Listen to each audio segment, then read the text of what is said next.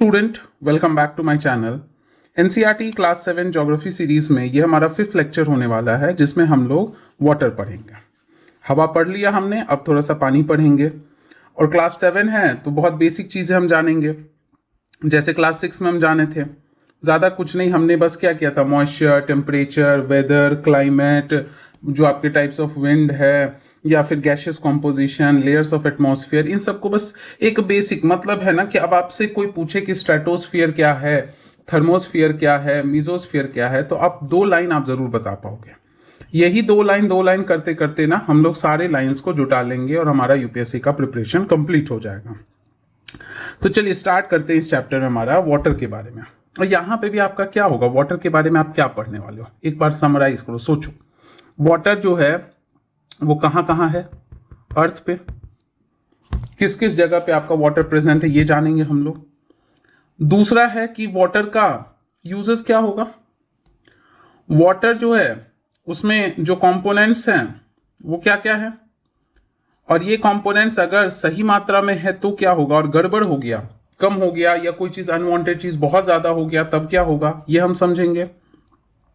Major water bodies हम लोग देखेंगे, मतलब है कि वर्ल्ड के जो कॉमन सीज है, ओशंस है, लेक्स, रिवर, थोड़ा बहुत जानेंगे, ऐसा नहीं कि सारा कुछ, थोड़ा बहुत। जैसे मान लो इंडिया में अगर आपसे पूछे कि 2 नदी का नाम बताइए, तो आप बता सकते हो कि हाँ, नदी जो पानी का स्रोत है, गंगा, ब्रह्मपुत्र या यमुना या नर्मदा, तापी, जो भी आपको याद है। या इंडिया के आसपास कोई आप सीज का नाम बता दीजिए, तो अरेबियन सी ओशन, तो इंडियन ओशन। तो ये चैप्टर में हम लोग यही सारा चीज पढ़ेंगे।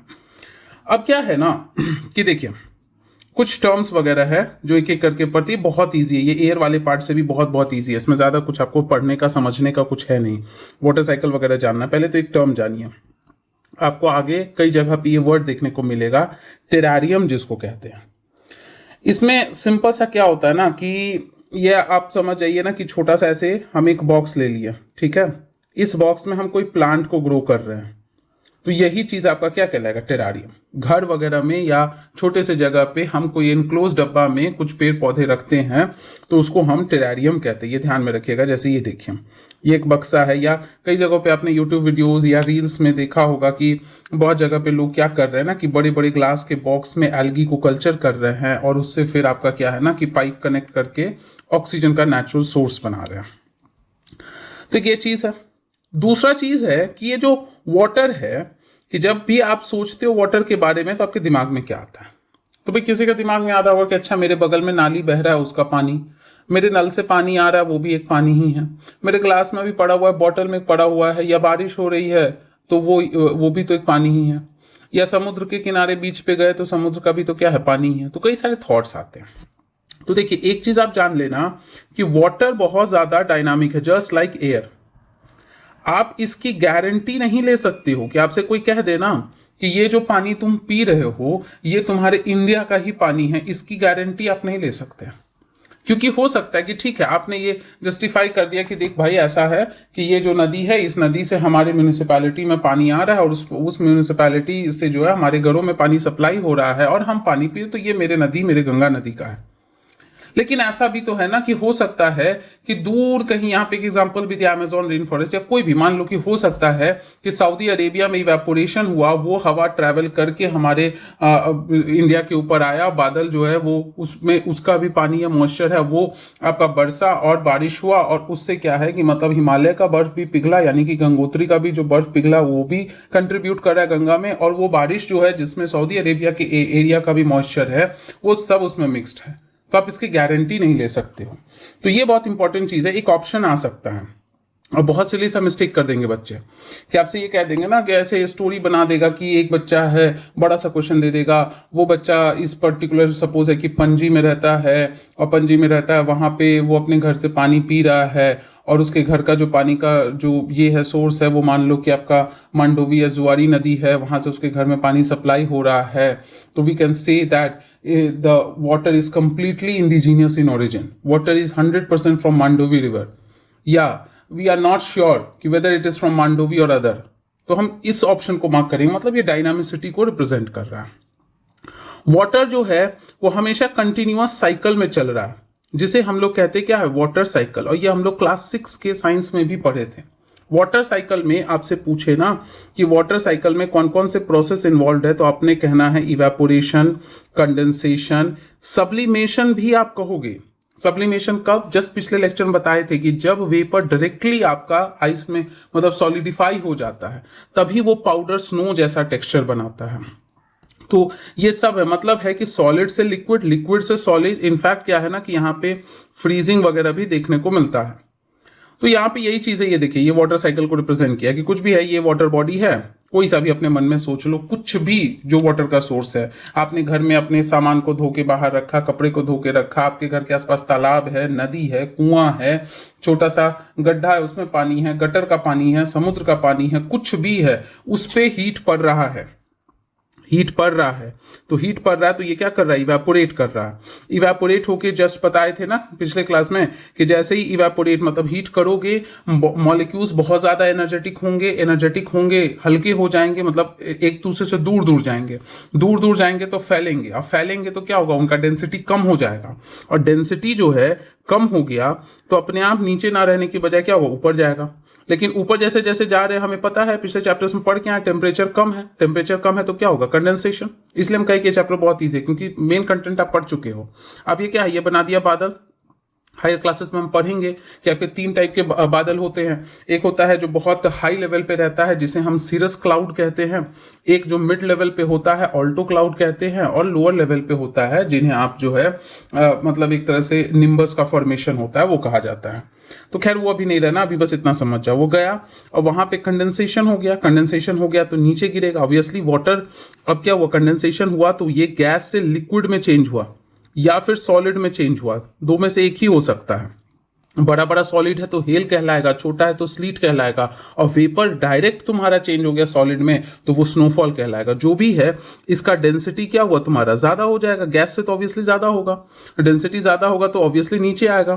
तो कोई भी चीज जब नीचे आके जमा होता है तो उसे हम क्या कहते हैं? प्रेसिपिटेशन कहते हैं। सेडिमेंटेशन ना आपके सैंड या सॉलिड लाइक पार्टिकल्स के लिए होता है, बट जो लिक्विड से चीजें मतलब वाटर के लिए ना हम लोग प्रेसिपिटेशन वर्ड ज्यादा कॉमन यूज करते हैं, ग्रामेटिकली ज्यादा बढ़िया रहता है। तो वही चीज यहां पे दिखाई, इसी को हम लोग क्या कहते हैं? वाटर साइकिल कहते हैं। चलिए आगे बढ़ते हैं।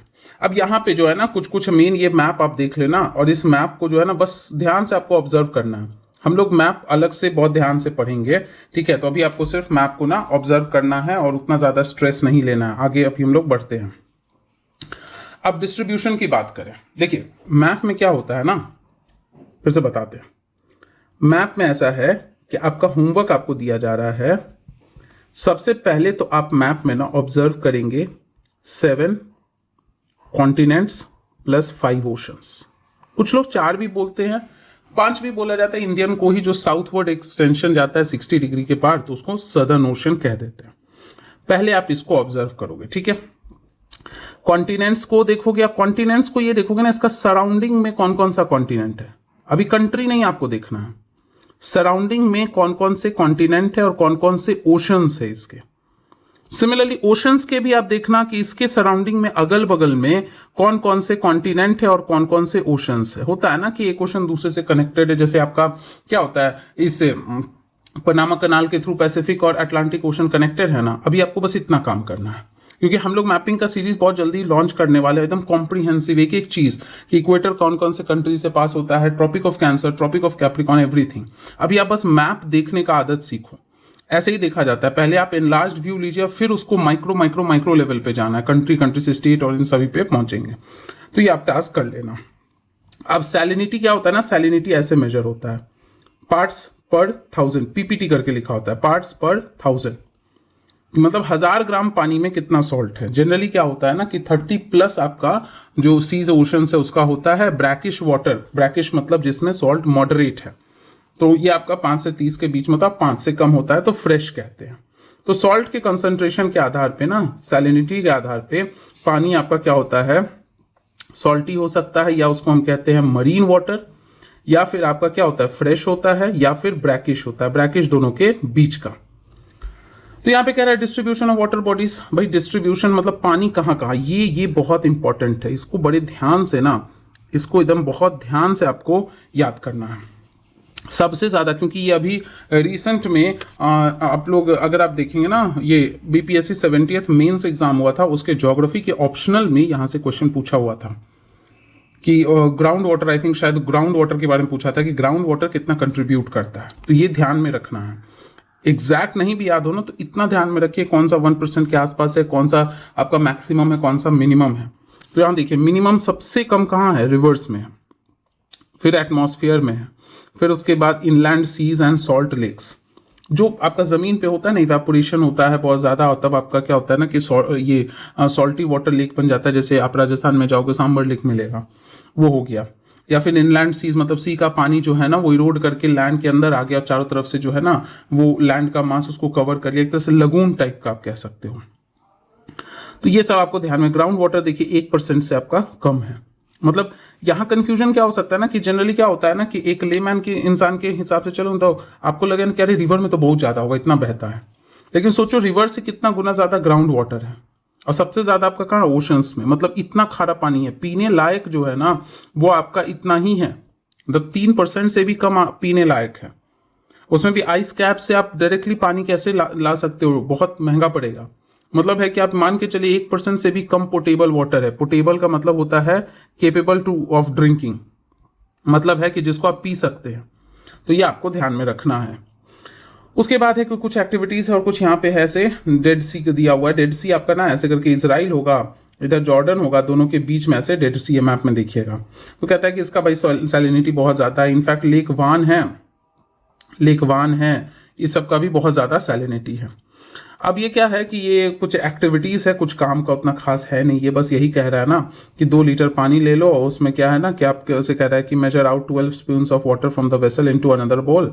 The water that is left behind in the vessel represents the salinity water. मतलब एक कंपैरिजन करके बोल रहा है कि कितना सैलिनिटी है।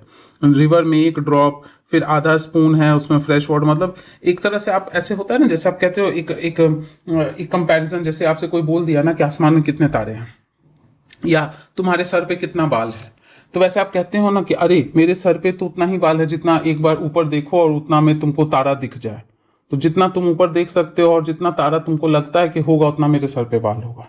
तो एक कंपैरेटिव कह रहा है कि भाई ये आपका कह रहा है ना कि अगर 12 स्पून ऑफ वाटर आप निकाले हैं उस बोल में से, कटोरा में से, तो ये आपको बता रहा है कि total amount of fresh water है कंपैरिजन में कि एक पूरा धरती पे जितना है उसको 12 चम्मच के बराबर मान लो, और उसमें क्या है 1 बूंद नदी का कंट्रीब्यूशन है। मतलब इसी परसेंटेज को ना कंपेयर करके दिखाई, इसी परसेंटेज को कि अगर तुम 10 चम्मच निकालोगे तो उसमें आधा ड्रॉप के बराबर, 1 ड्रॉप के बराबर नदी का कंट्रीब्यूशन है। तो वैसे ही है कि आप 100% निकाले तो उसमें आप देखो कितना ज्यादा है, 10⁻⁻⁴ के आसपास का कंट्रीब्यूशन है ये।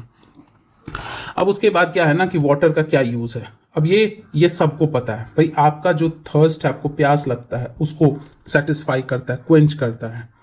उसके साथ साथ वाटर को आप as a method of transport use कर सकते हो, उस पर नाव शिप चला के ट्रांसपोर्टेशन का मीडियम बन सकता है। वाटर जो है इसके मदद से आप क्या कर सकते हो, इलेक्ट्रिसिटी एक हाइट से नीचे फॉल करेगा, टरबाइन चलेगा तो इलेक्ट्रिसिटी का प्रोडक्शन हो सकता है।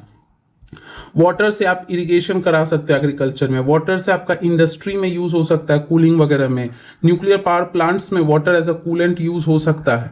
तो वाटर के आपकी मतलब वाटर के बिना, जैसे हवा के बिना हम एकदम नहीं रह सकते, वैसे ही पानी के बिना भी रहना पॉसिबल नहीं है। बहुत इंपॉर्टेंट चीज है। यही कुछ केस स्टडीज है न्यूज़पेपर का, इसको कुछ पढ़ने का खास जरूरत नहीं है। अब आता है ओशन। कहता है देखो ओशन का पानी शांत नहीं है। ऐसे लगता है ना कि आप देख रहे हो अच्छा ओशन शांत है, बिल्कुल नहीं। ओशन में 3 टाइप का मूवमेंट होता है। ये डेट याद रख लीजिएगा आप कि मार्च 22 को हम लोग world water day match the column में पूछ सकता है। ओशन में जो मूवमेंट होता है ना, सर्कुलेशन मूवमेंट, वो 3 टाइप का होता है। एक वेव्स होता है, एक हम कहते हैं जिसको टाइड्स, और एक कहलाता है करेंट्स। तीनों में फर्क होता है। वेव होता है ना ओशन के ऊपर बहने वाला जो विंड है, उसकी वजह से जो फ्रिक्शन लगता है ना, उसकी वजह से आपका वेव्स होता है। टाइड्स जो है ये आपका एग्जर्ट होता है due to gravitational pull of moon and sun की वजह से। इसको और अच्छे से डिटेल में बताते हैं। और करेंट्स जो है ना, ये है like a flowing river in ocean. बताते हैं, मतलब अभी पहले इतना जान लो कि 3 तरह का मूवमेंट है। तो ये एक पिक्चर है पैसिफिक ओशन का। पहले तो आप जान लो कि 5 ओशंस होते हैं, ये ऑलरेडी हम लोग पढ़ चुके हैं क्लास 6 में। एक पैसिफिक है, एक आपका अटलांटिक है, एक इंडियन है, इकलौता ओशन है जो एक कंट्री के नाम पे है। इसी का साउथवर्ड एक्सटेंशन आपका सदर्न कहलाता है। और एक है आपका कौन सा ओशन, आर्कटिक ओशन, जिसमें सबसे बड़ा प्रशांत महासागर है, दैट इज पैसिफिक ओशन। फिर सेकंड नंबर पे ये आता है, थर्ड नंबर पे ये आता है, फोर्थ पे ये आता है, फिफ्थ पे आपका ये आता है। अब वेव्स और ये कैसे बनता है, देखिए इसको सिंपल सा बताते हैं। वेव्स, टाइड्स और करंट में आपको फर्क हम बताते हैं। देखो होता क्या है, ये पानी है, इस पानी के ऊपर क्या हो रहा है ना, हवा चल रहा है, विंड है, विंड आपका ब्लो कर रहा है। तो ऑब्वियसली क्या होगा ना कि विंड क्या करेगा, जो बह रहा है वो एक्सर्ट करेगा, एक्सर्ट फ्रिक्शन ऑन वाटर। जिस भी सतह से कोई हवा चल रहा है, कोई भी चीज ऊपर से चल रहा है, उसके नीचे कोई सरफेस है तो उस पर क्या लगाएगा, एक फ्रिक्शन लगाएगा। तो फ्रिक्शन लगाएगा तो होता क्या है ना कि जब फ्रिक्शन लगाता है तो इसमें पानी खुद तो आगे बढ़ ही रहा है और इसके फ्रिक्शन की वजह से पानी ऐसे ऐसे और ऐसे मूव करने लगता है। तो होता क्या है ना कि एक तो आगे भी बढ़ रहा है और एक क्या हो रहा है ना कि और ऊपर से क्या हो रहा है, हीट भी पड़ रहा है, सन का हीट भी पड़ रहा है, जिस वजह से अपर लेयर जो है, अपर लेयर आपका हॉट है। हॉट होने का मतलब है कि लाइट होगा, डेंसिटी उसका क्या होगा, कम होगा। और लोअर लेयर जहां पे सन का लाइट डायरेक्ट नहीं पड़ रहा है वो कूल है। कूल है इसका मतलब क्या होगा, हैवी होगा। तो कूल वाला नीचे जाएगा और हॉट वाला ऊपर की तरफ भागेगा, प्लस फ्रिक्शन लग रहा है तो एकदम ऐसा रोलिंग जैसा, ऐसा रोलिंग जैसा, इस तरह से ऐसे ऐसे ऐसे रोल करने लगेगा कि हवा अपने साथ आगे घसीट रहा है, लेकिन डेंसिटी के फर्क की वजह से हल्का पानी ऊपर जा रहा है, भारी पानी नीचे आ रहा है। तो क्या हो रहा है, ऐसे ऐसे रोलिंग टाइप से ऐसे मोशन जनरेट हो रहा है। तो हो क्या जा रहा है कि ये कुछ इस तरह से ऐसे करके बन जा रहा है और ये आगे भी बढ़ रहा है। तो यही जो उठा हुआ पार्ट होता है ना, इसको हम लोग क्रेस्ट कहते हैं, वेव के जैसा बन गया, लाइक वेव। साथ में नोट्स बनाते रहिए। और नीचे वाला हिस्सा जो है ये आपका क्या हो गया, ट्रफ जैसा बन गया। और यही जाके आपका आगे जो लैंड होगा ना, इस लैंड के ऊपर ये जाके स्ट्राइक करेगा। तो ऐसा लगता है ना कि पानी आगे गया और फिर वापस पीछे रिसीड कर गया। तो इसी को कहते हैं कि भाई वेव आया लैंड पे, इस तरह से। तो इसी वजह से होता है कि जब आप ऐसे होगा ना कि जब ये ऊपर उठेगा तो ऐसे आ जाएगा, फिर ये नीचे आएगा, फिर ऐसे ऊपर आएगा, इस तरह से चलता रहेगा और साथ में आगे भी फॉरवर्ड मूवमेंट भी चल रहा है। तो ये वेव होता है। वेव का कारण है ऊपर विंड से लगने वाला फ्रिक्शन। उसके बाद आता है आपका टाइड्स। टाइड होता है ना कि वाटर का जो लेवल है ना वो बढ़ना। तो ये देखो, ये अर्थ है, इसके ऊपर आपका पूरा वाटर है, ठीक है, वाटर है। अब यहां पे मान लो क्या है, सन है और इधर में मून है। दोनों का ग्रेविटेशन, कोई भी दो हेवनली बॉडीज या बड़ा बड़ा बॉडी होता है तो एक दूसरे को क्या करता है, अट्रैक्ट करता है। तो ये क्या होगा, पुल करेगा। तो ये लगा आपका ग्रेविटेशनल पुल। और साथ ही साथ क्या हो रहा है, ऑपोजिट में इधर सेंट्रीफ्यूगल फोर्स भी लगता है। कोई भी चीज, क्योंकि अर्थ क्या हो रहा है, अर्थ ऐसे रिवॉल्व कर रहा है, रिवॉल्व भी कर रहा है। तो कोई भी चीज रिवॉल्व करता है तो एक आउटवर्ड फोर्स लगता है ना, आउटवर्ड बाहर की तरफ, उसको हम क्या कहते हैं, सेंट्रीफ्यूगल फोर्स। और एक इनवर्ड लगता है। तो इनवर्ड बहुत नेग्लिजिबल है, वो डिसिपेट हो जाता है। ये आउटवर्ड फोर्स है जिसको कहते हैं क्या है, सेंट्रीफ्यूगल फोर्स। या एक और सिचुएशन हो सकता है, पहले इसको एक बार पॉज करके ड्रॉ कर लीजिए। एक और सिचुएशन हो सकता है, अभी हम टाइड ड्रॉ किए नहीं, अभी हम एक और बता रहे सिचुएशन कि हो सकता है क्या ना कि सन हो इधर, इधर आपका मून हो जाए। तो ये क्या हो रहा है, इधर भी पुल कर रहा है, इधर भी पुल कर रहा है, और साथ ही साथ क्या हो रहा है, सेंट्रीफ्यूगल फोर्स भी लग रहा है। तो इस वजह से क्या होता है ना कि होगा क्या, जब क्या है sun, moon and earth linearly arrange हो जाए। इसमें और भी बहुत डिटेल में और भी चीजें पढ़ेंगे ना कि जो टाइड होता है ना, वो आपका क्या होता है ना कि कह सकते हो कि एक दिन में 2 high tide 2 low tide, 1 high tide 1 low tide, mix tide, बहुत सारे टाइप्स होते हैं। 12 घंटा पे, 12 घंटा 56 मिनट पे, ऐसे करके। मतलब ये आपका क्या है कि बहुत सारा फैक्ट्स है। अभी बस थोड़ा सा बेसिक आप टाइड का सिर्फ मतलब समझ जाओ। जब एक लीनियर अरेंजमेंट में हो जाए, मतलब हो सकता है सन, मून, अर्थ, या हो सकता है सन, अर्थ और मून। तो इस दोनों की वजह से क्या होगा ना कि आपका जो है वाटर का जो लेवल है ना, वाटर का लेवल एक दूसरे, मतलब है कि on opposite sides of earth काफी ज्यादा बढ़ जाएगा, बल्ज आउट हो जाएगा। along with सेंट्रीफ्यूगल फोर्स, मतलब ऐसा कुछ हो जाएगा, ऐसा सिचुएशन कि इधर में ऐसे करके बल्ज हो गया और फिर इधर में ऐसे बल्ज हो गया, कुछ ऐसा हो गया।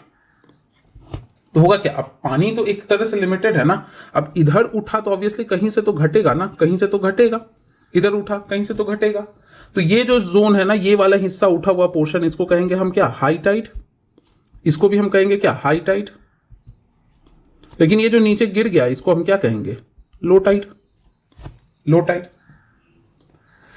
और सिंस लीनियर फॉर्म में है, लीनियरली अरेंज है, उस वक्त आपका हाई टाइड का लेवल बहुत हाई रहेगा और लो टाइड जो है उसका लेवल काफी ज्यादा लो रहेगा।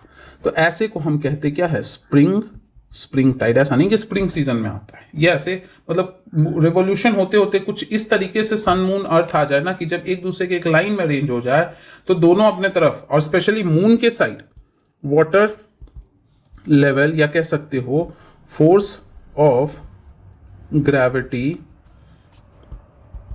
exerted by moon is greater than sun। क्यों होगा, क्योंकि since moon is near to earth, आप जानते हो ना F equals to G m1 m2 by r square। तो F आपका क्या है, डायरेक्टली प्रोपोर्शनल टू मास है, लेकिन इनवर्सली प्रोपोर्शनल टू रेडियस है, मतलब डिस्टेंस है बिटवीन द टू बॉडीज। अब आप कहोगे कि मास तो सन का ज्यादा है, लेकिन एक बात देखो ना, सिंपल मैथ्स का कॉन्सेप्ट आप लगाओ। मैथ्स का कॉन्सेप्ट है कि अगर आप डिनोमिनेटर को थोड़ा भी घटाएं और बदले में आपका न्यूमरेटर को थोड़ा सा बढ़ाएं, कि आप जैसे क्या है 10 डिवाइडेड बाई 2 कर दो, और ये आपका क्या है कि 10 डिवाइडेड बाई 1 कर दो, फर्क कितना आया तुम्हारा, डबल हो गया। 10 डिवाइडेड बाई 2 आपका 5 हो गया और 10 डिवाइडेड बाई 1 10 हो गया। लेकिन वही है कि 10 डिवाइडेड बाई 2 है, डिनोमिनेटर बढ़ा दो, 12 डिवाइडेड बाई 2 कर दो, बहुत थोड़ा सा इंक्रीज आया। डिनोमिनेटर घटाने से ना एक्सपोनेंशियल इंक्रीज आता है बहुत तेजी से, ये मैथ्स का सिंपल कॉन्सेप्ट है। तो आपका जो वैल्यू का इंक्रीज है ना वो बहुत ज्यादा होगा, इसीलिए ऊपर से रेडियस का स्क्वायर और मास का पावर क्या है, सिर्फ 1 है। तो डिस्टेंस के आधार पे जो है ना, जितना नजदीक होगा उतना ज्यादा फील होगा। तो जब एक लाइन में होगा तो वैसे टाइड को जहां पे आपका हाइट बहुत ज्यादा लो और बहुत ज्यादा हाई होगा उसे स्प्रिंग टाइड कहेंगे। और एक और टाइड होता है जिसे हम कहते हैं नीप टाइड्स, नीप टाइड, जहां पे हाई टाइड का लेवल और लो टाइड का लेवल उतना हाई नहीं है, थोड़ा सा कम हाई है। ठीक है, ये कब होता है ना, जब ऐसे हो जाए अर्थ, मान लो इधर आ जाए तुम्हारे, इधर है सन मान लेते हैं और इधर है आपका मून, मतलब एक दूसरे कैसे 90 डिग्री पे। आप इधर सन कर सकते हो, इधर मून कर सकते हो, इधर कर सकते हो, कहीं भी, बस एक दूसरे के 90 डिग्री रख देना। तो ऐसे में क्या होगा ना कि ये अपनी तरफ खींचेगा, कैंसल आउट हो जाएगा, यहां से आपका घट जाएगा थोड़ा सा लेवल, ये अपनी तरफ हल्का सा खींचेगा और इधर से आपका पानी थोड़ा सा लेवल घट जाएगा। तो इधर में आपका लो टाइड आया, इधर में भी लो टाइड आया, और इधर में क्या हुआ, हाई टाइड आया, तो कैंसल आउट हो गया। यहां पे भी आपका हाई टाइड आया, तो हाई आया लेकिन उतना ज्यादा लेवल नहीं हुआ। तो इसको हम कहते हैं क्या, आपका नीप टाइड्स, जब लेवल बहुत ज्यादा हाई ना हो। और एक मूवमेंट होता है जिसे हम कहते हैं करेंट्स। अगर इसमें वार्म वाटर हो तो वार्म करंट कहेंगे, एंड कोल्ड हो तो उसको हम क्या कहेंगे, कोल्ड करंट कहेंगे। ये कुछ नहीं है, ये आपका जैसे मान लो ना कि ये सपोज है कि इस तरह से आपका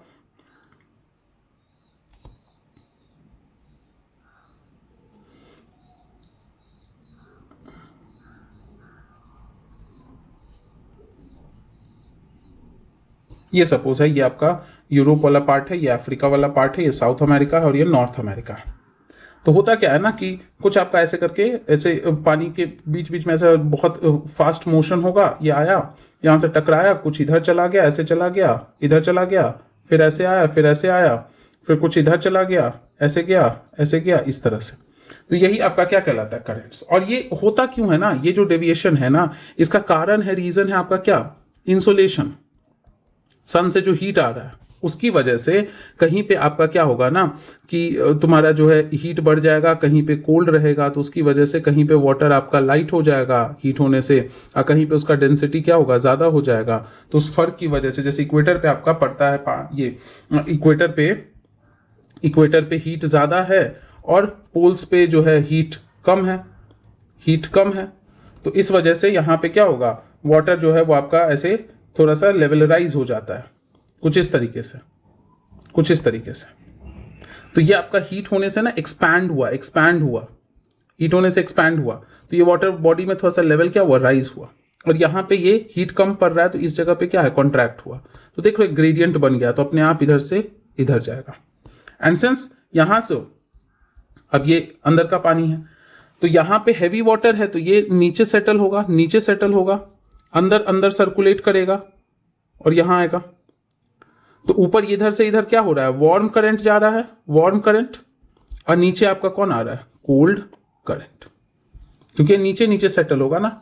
फिर ये हीट होगा यहाँ पे इस जगह पे, फिर ये इधर भागेगा, तो यही जो मूवमेंट होता है ना, लाइक रिवर, इसी को हम लोग क्या कहते हैं, ओशन करंट्स कहते हैं। बस इतना सा भी समझ लेना, तीनों में फर्क है। जब बहुत ज्यादा एक बैंड के फॉर्म में सीधा बिना वेव बनाए, बिना क्रेस्ट ट्रफ बनाए, ऐसा लगता है कि बड़ा समुद्र है और उसमें आपका एक बैंड रिवर की तरफ बह रहा है, ये वार्म से हॉट की तरफ, हॉट से कोल्ड की तरफ, तो उसको हम लोग करंट कहते हैं। जब आपका क्रेस्ट ट्रफ बना के हवा के फ्रिक्शन की वजह से हो रहा है तो वेव कहते हैं। और जब सन और मून और सेंट्रीफ्यूगल फोर्स के खींचने की वजह से पानी का लेवल बढ़ा तो उसे हम टाइड्स कहते हैं। बस इतना ही सा चीज है। तो चलिए देख लेते हैं चैप्टर में फटाफट।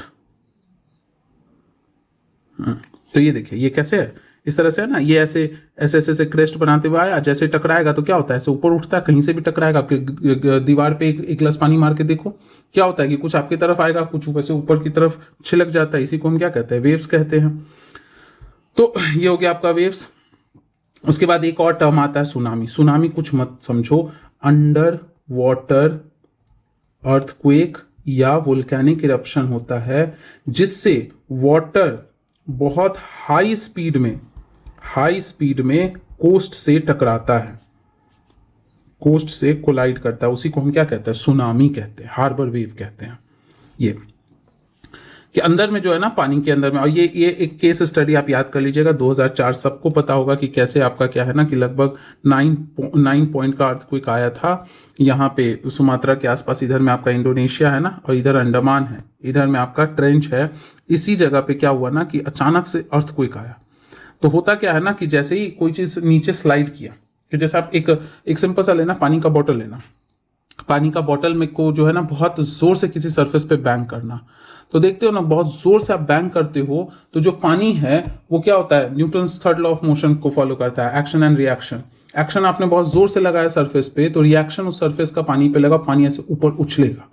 तो वैसे ही पानी बहुत तेजी से उछला। अब यहाँ छोटा मोटा एरिया तो है नहीं, थाउजेंड्स ऑफ किलोमीटर का प्लेट है, वो झट से नीचे टकराया, और नीचे टकराया तो पानी तो पहले बहुत तेजी से अंदर गया, उसके बाद प्लेट बैंग किया ऊपर की तरफ, तो क्या हुआ ना कि वो पानी आपका बहुत जोर से कोस्ट की तरफ भागा। तो मतलब ऐसा था कि ये प्लेट है, ये पहले तो नीचे गया, टकराया दूसरे प्लेट के अंदर, ठीक है, दूसरे प्लेट के अंदर, सॉरी, और उसके बाद ये फट से ऊपर भागा, तो इसके ऊपर जो पानी था ना, ये पानी ऐसे फेंकाया हार्बर की तरफ। अभी सिंपल भाषा में ये समझो। उसके बाद हम लोग इसमें पढ़ेंगे बहुत ध्यान से। ये पूरा डिस्ट्रक्शन का कहानी है, ज़्यादा कुछ नहीं समझना, बस ये समझो इंडिया का ईस्ट कोस्ट तबाह हो गया, लाखों जान चला गया। जो आपका इंडोनेशिया का आइलैंड है सुमात्रा, वहाँ पे जो है ना आपका सुंडा ट्रेंच है, उसी जगह पे आपका हाई लेवल का अर्थक्वेक आया, और पानी जो है वो काफ़ी तेज़ी से, जब डीप वाटर में था तो उसमें स्पीड बहुत ज़्यादा था, लेकिन किनारे में जब गया ना तो स्पीड तो कम हो गया, लेकिन वेव का हाइट बढ़ गया। सोचो ना कि ये डीप वाटर में ऐसे वेवलेंथ था, लेकिन जब ये किनारे पे जब स्ट्राइक किया ना तो ये क्या होगा, ये वेव ऐसे कंप्रेस हो जाएगा ना, ऐसे कंप्रेस हो जाएगा, क्योंकि क्या हो रहा है यहाँ पे रेजिस्टेंस लग रहा है। तो ये होगा क्या, जब किसी चीज़ को बहुत ज़्यादा कंप्रेस करोगे तो ऐसे हाइट बढ़ जाएगा। तो ये आपका क्या बन गया, मोर डिस्ट्रक्टिव हो गया।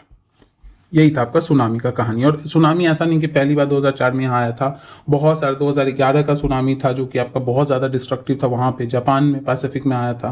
तो ऐसे कई सारे केस स्टडीज हैं। देख लो, रिदमिक राइज एंड फॉल, इसको हम क्या कहते हैं, टाइड्स। यहाँ देखिए डायग्राम, देखिए नीप टाइड कब आया, जब ये दोनों एक दूसरे के क्या है 90 डिग्री।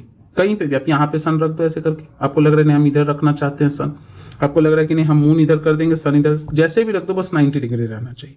स्प्रिंग टाइड कब है देख लो, जब लाइन में है, एक लाइन में है, तब क्या हुआ, स्प्रिंग टाइड है।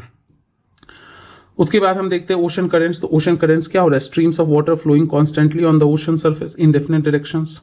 कुछ नाम है जैसे लैब्राडोर, गल्फ स्ट्रीम, नहीं याद हो रहा है ना, चिंता मत करो, बहुत बढ़िया से हम लोग जब ओशन करंट हायर लेवल में पढ़ेंगे ना तब बहुत अच्छे से समझ में आएगा। और ये सब क्या, वाटर का जो ये मूवमेंट हो रहा है ना, ओशन का जो ये मूवमेंट हो रहा है, इसका बेनिफिट क्या है ना, स्पेशली अगर करंट की बात करें तो ये आपका ट्रांसपोर्ट में तो हेल्प कर ही रहा है, प्लस है क्या कि ये आपका हेल्प कर रहा है किस चीज़ में? फिशिंग वगैरह में हेल्प कर रहा है। कैसे हेल्प कर रहा है कि यहाँ से जो आपका क्या होता है ना, इस जगह पे जो बताए थे देख लो, यहाँ से ये कोल्ड करंट है, अंदर के पानी में क्या होता है? न्यूट्रिएंट्स बहुत ज़्यादा होता है। तो न्यूट्रिएंट रिच जब पानी ऊपर जाएगा तो ऊपर जाता है तो उस प्रोसेस को हम कहते हैं अपवेलिंग, और जो नीचे जा रहा है उसको हम कहते हैं डाउन वेलिंग। तो ऊपर गया ना तो यहाँ बहुत सारा न्यूट्रिशन हो गया, तो ये एक तरह से यहाँ पे बहुत सारा फिश को अट्रैक्ट करेगा, तो फिशिंग वगैरह में हेल्प करता है, ट्रांसपोर्टेशन में हेल्प करता है, वाटर की इवन मिक्सिंग में हेल्प करता है, बराबर मिक्सिंग में, एक्वेटिक लाइफ को प्रमोट करता है। सिमिलरली टाइड की भी बात करें तो टाइड भी एक तरह से क्या होगा, पानी ऊपर नीचे जाएगा तो शिप को क्या करेगा, हार्बर की तरफ, जब मान लो कि हाई टाइड होगा, जब लैंड की तरफ बहुत ज्यादा हाई लेवल में पानी जाएगा तो हार्बर की तरफ शिप को ले जाएगा, पीछे जाएगा, नीचे होगा लेवल तो आपका क्या होगा, शिप को हार्बर से पीछे खींचेगा। तो बहुत सारा क्या है ना फायदा भी है। जैसे यहाँ देखो, ये डायग्राम को देख के परेशान नहीं होना है कि ऐसा ये सब कैसे हो गया। एक आध नाम आप याद रख लो कि जैसे गल्फ स्ट्रीम है, इसी का एक्सटेंशन नॉर्थ अटलांटिक ड्रिफ्ट हुआ, लैब्राडोर हुआ, ये कुछ भी नहीं। इक्वेटर पे जब पानी हीट होता है ना, ऑब्वियसली पोल की तरफ भागेगा, तो देखो पोल की तरफ जा रहा है, तो ऊपर से गर्म पानी पोल की तरफ जा रहा है। साइकिल कंप्लीट करने के लिए नीचे से आपका, अभी वही जो बताए थे ना, नीचे से आपका कोल्ड करंट आ रहा है।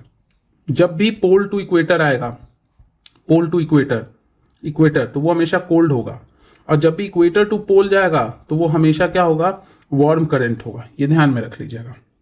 यहाँ भी देखो, ये पोल की तरफ बढ़ रहा है, नाम अलग अलग है, कंप्लीट करने के लिए नीचे से तुम्हारा पोल से इसकी तरफ आ रहा है। इधर भी देखो क्या हो रहा है, इक्वेटर से पोल की तरफ जा रहा है और फिर यहाँ पे आ रहा है तुम्हारा। तो अभी ऐसे सिंपल सा एक चीज आप ध्यान में रखो, अभी बहुत सारा चीज ना हम लोग पढ़ेंगे, तब जाके इतने सारे करंट के एग्जिस्टेंस का जो है ना हमें रूल पता चलेगा कि कैसे आपका क्या है गायड बनता है, या फिर आपका जो करंट है इसमें इक्वेटोरियल और करंट का काउंटर करंट कैसे होता है, कैसे आपका क्या है कि मिक्सिंग होता है, प्लैंक्टोनिक जोन बनता है। अभी उतना नहीं जानना, बस करंट का मतलब एक आध एग्जाम्पल आप जान लो। ये सब कुछ एग्जाम्पल है जो कि फिशिंग वगैरह में हेल्प करता है। और कहीं कोल्ड और वार्म, ये याद रखना, जब भी कोल्ड और वार्म एयर हो चाहे वाटर हो, कुछ भी जब भी आपका मिक्स होता है ना, तो वहां पे सिचुएशन कैसा होता है, फॉगी होता है।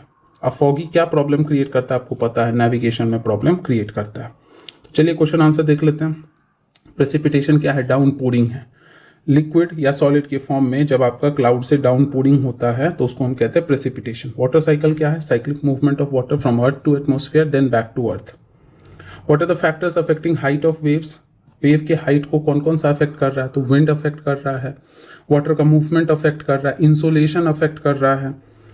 विच factors affect movement of ocean water, same चीज, सन का हीट पड़ेगा, हीटिंग होगा तभी तो, अगर मान लो नहीं पड़ रहा होता सब एक ही टेम्परेचर पे तो कोई मूवमेंट ही नहीं होता। तो सबसे पहले इंसोलेशन, दूसरा आपका कोरियोलिस फोर्स, इस क्लास में नहीं है लेकिन ध्यान में रख लेना, कोरियोलिस फोर्स की वजह से जैसे हवा को दाएं बाएं करता था वैसे यहाँ भी करता है।